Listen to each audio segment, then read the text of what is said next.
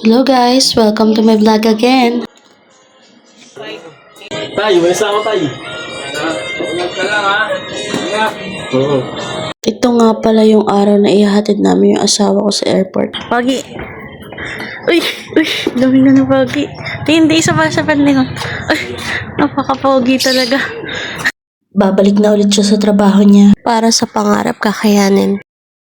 Hindi ko rin alam paano ko sisimulan itong vlog na to at paano ko tatapusin. Pero sana tapusin nyo hanggang dulo. Happy? Happy or sad? Ang hirap lang guys na parang nabibigla ka sa mabilis na pangyayari. Isipin mo 13 days tapos biglang aalis na ulit. Apakahirap mag-adjust. Wala, sa cellphone na lang ulit kami magkikita. Ayan guys, hindi ko na rin alam anong sasabihin ko. Ang lungkot ko niyan. Si Kali din yung malungkot. Matutulog ka na kali ha. Kasi parang matutulog ka na. Ayan, tamang inaasar niya lang ako dyan guys. Kaya napangiti ako dyan.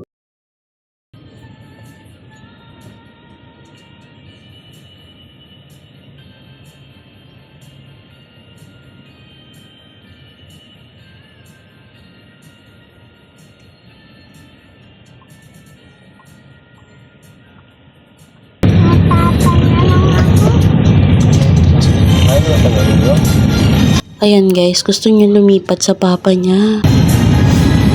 Ay, papa naman daw siya. Miss mo, papa?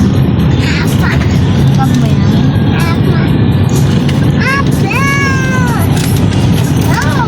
Kiss mo na.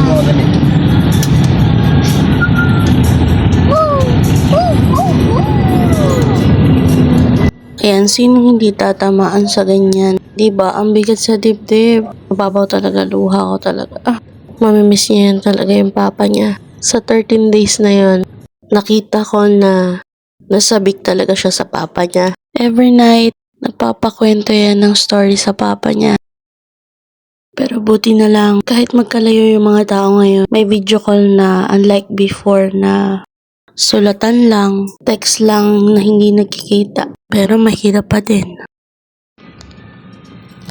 Ayun nga pala guys, kausap niya yung kasabay niya. Doon na lang namin kikitain sa loob. Sa susunod na pagdating niya, malaki na si Kali at si Kambal. Sa mga magtatanong pala kung bakit wala si Kambal, pumasok sila sa school at bawal lumiban sa klase dahil may exam sila.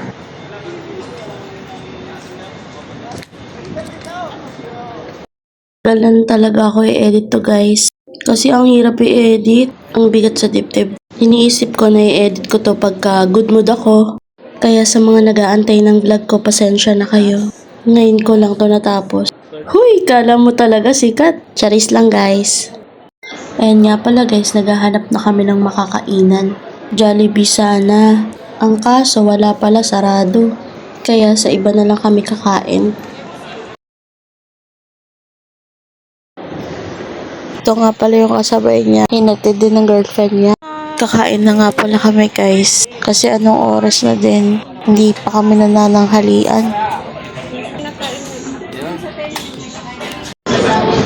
Labas tayo na lang, tumayo. Pogi. Alis na ang daddy mo, baby. Alis na ang daddy ng baby. Ayun nga pala guys, palapit na palapit. Naaalis na talaga siya, natotoo na talaga to. Pogi. Bye-bye na. Ang bigat sa dibdib na hindi mo maintindihan kung ano ba talaga nararamdaman mo. Yung parang pwede mo bang i-post muna? Na wag muna pero no choice naman. Panaginip mo, no?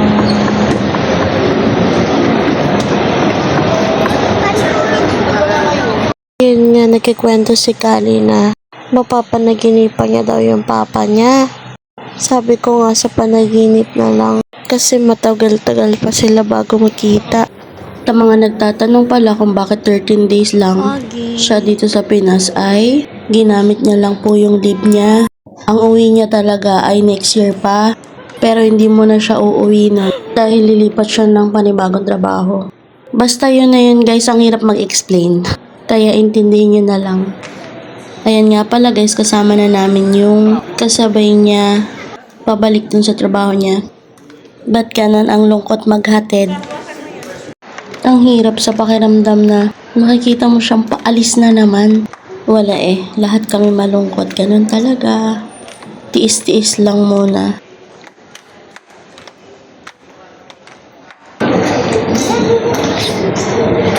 Ano ba, dito na kami. Hindi na. No. Hindi na pwede na. Pagkadamdam. Yan, ha? Mag-iingat ka. Pwede na mga gas. Pwede na rin ba yung gas? Pwede ba naman gas? Pwede na. Bye-bye. Pwede na. Tapos na kami doon. Bye-bye. Video call na lang. Picture muna tayo. Hindi ko maan.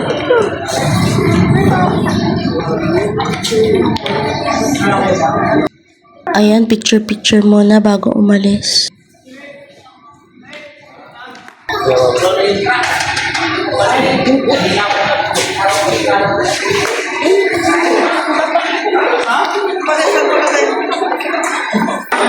Bye-bye. Bye-bye.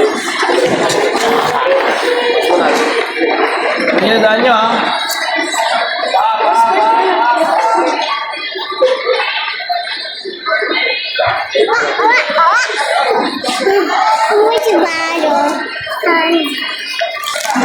Alam ko bago ka ano ha. Yan, ito lang. Bye-bye.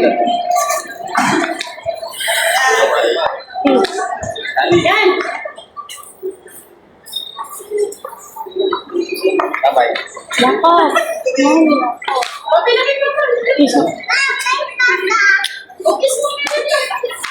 Tama na. Ano ka?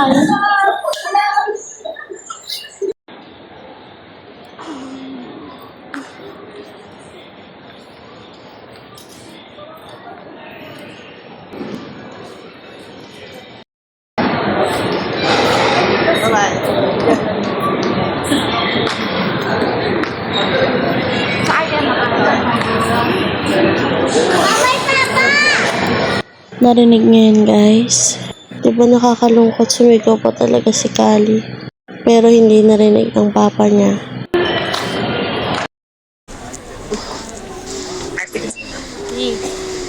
Ingat ka dyan ah. Apo, bye-bye. Bye-bye. Submit na lang ako. Bye-bye. O paano guys, hanggang dito na aking vlog. Bye bye!